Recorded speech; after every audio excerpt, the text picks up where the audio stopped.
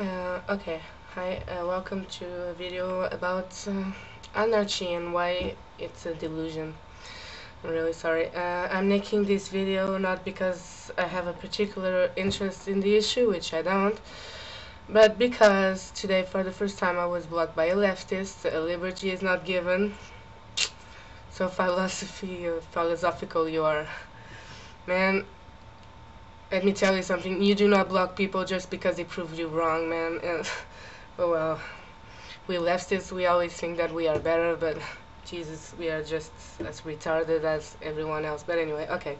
So, 3 points. First point, there is no such thing as a society without a government.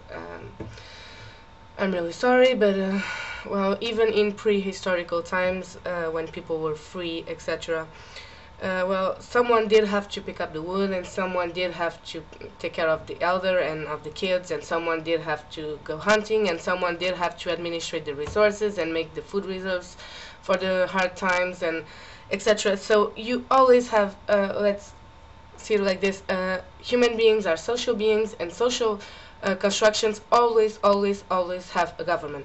Now, that government is not always like a state that is distinguishable from the rest of society. In its most primitive forms, uh, society has in it and itself elements which constitute the government, which have the monopoly of force, which have autonomous objectives, and which have the ultimate power.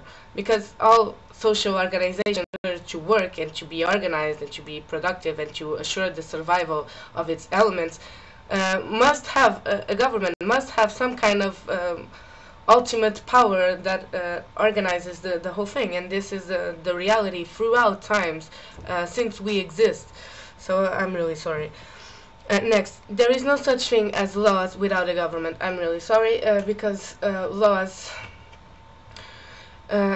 is not something that you can touch. It's not something that you can grab. Laws are abstract things, conceptual things from our heads. And you are not born with the word law in your head. You are not born with that stock of concepts. Every social group,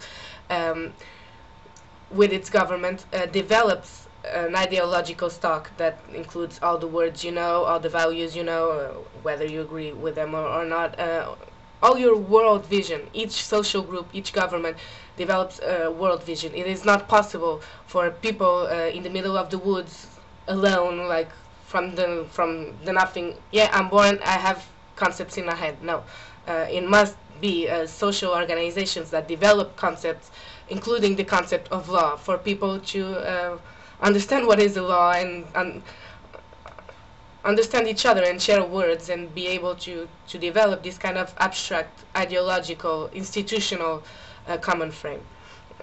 Okay, third thing, well, anarchism, apart from everything else, anarchism has no practical application as anarchists imagine it.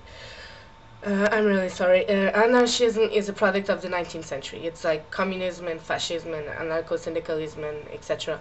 They are all products of the 19th century and of this belief that was so well symbolized by Titanic, that man is knowledgeful enough and powerful enough and has the means to direct the whole society, and yes, and direct the whole of outside reality and mold it to its needs, and organize everything and control everything. That is not possible.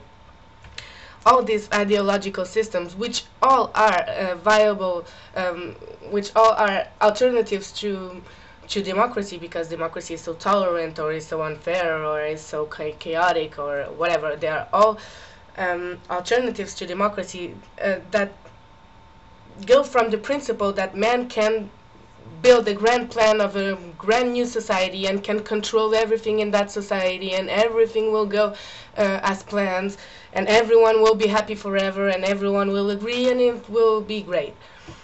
Well, and that simply is not true. It's not possible. It's not possible anywhere in the world, but it's especially not possible in our developed societies with all the economic infrastructure we have, with all the educational infrastructure we have, with all the dynamics we have, because we are very complex societies. You have all kinds in modern Western societies, in all societies, but especially in ours. You do have all kinds of interests, all kinds of social agents, with all kinds of priorities, and it is not possible to enshrine and to convince everyone, and we'll all hold hands and be happy and go to our grand plan of eternal happiness.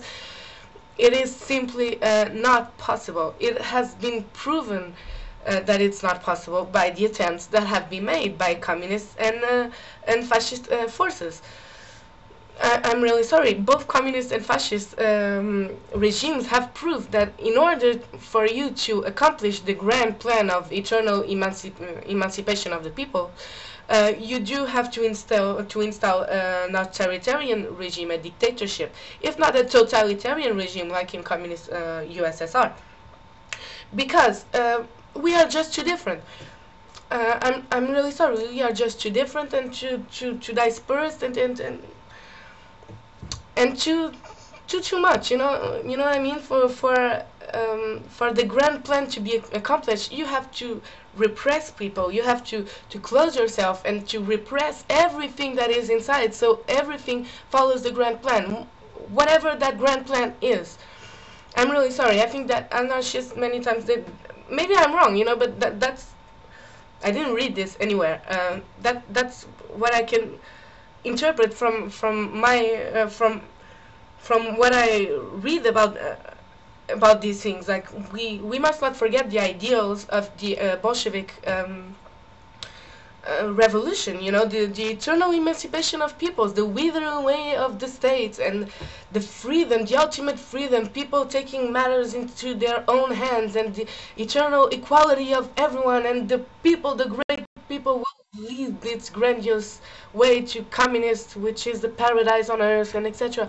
And look what happened, and it was not because people wanted to build a dictatorship. No, it's because for you to make true this grand plan, you must repress people. You must oblige everyone to go in the grand plan, and it's horrible, and you don't want to do that. I think anarchists, like the communists, they have tried it, and they have realized what it comes to. They do realize that in order to build communism, you do have to repress individual freedoms and human rights of all kinds, and etc. But they think that the value of equality among peoples justifies that lack of human rights. And I don't really think that anarchists share that belief. I don't. I just don't. I, as a Democrat, do not share that belief. I believe that democracy has in itself the mechanisms to get better by itself. You cannot ever build a grand plan. It's not possible. What you can do is understand what do you have around you right now, and understand how you can influence its dynamics towards more equality and to more justice and more opportunities for everyone. But from what you have now, always based on what you have now, you cannot build something from scratch, as well intentioned as it is. Or maybe you simply cannot build a grand plan from scratch. It has been tried and it has failed, and it will fail again every time that people try it. So I'm really sorry. Anarchism, not only is it based on wrong premises, and it is simply not applicable. Plus, anarchy, contrarily to communism and fascism, does not have a grand plan that is applicable to today's conditions, because anarcho-syndicalism based on power of trade unions is simply not possible anymore, because trade unions do not have the same power as they had before. And when you have this kind of grand plan, you do need some kind of strategy for the allocation of resources. I'm sorry, and from what I know, anarchism does not have that right now. And even if it had, really, people, I really think that, we are young, we are intelligent, we want to fight, we want a better world, but let's not do it the 19th century way, because it has been tried and it just leads to misery. Trust me. But well, that's just me. And liberty is not given. You are one moronic. Anyway, have a nice day.